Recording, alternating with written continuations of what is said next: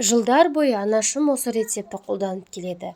Банкі атылмайды, әрі дәмді, әрі әдемі болып шығады. Өзінің согында, қызанақтың согында осындай хрустящий қиярларды және помидор әдемі болып шығады. Қыстың күні осындай салаттарды жегіміз келетіні анық. Дәл осындай сокты әдемілеп өткізіп алып, дәл осындай қырлары мен осындай жасалу жолының секреттерімен бөлістік. Толық рецепті менің YouTube арнамнан көре аласыздар. YouTubeға кіріп Жансұлу Махамбет деп жазсаңыздар, міндетті түрде менің арнам шығады.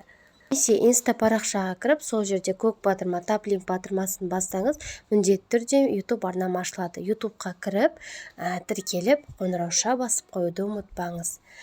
Дәл осындай қазақ тіліндегі контентті қолдап кетіңіздер. Мен сіздерді YouTube'да күтемін.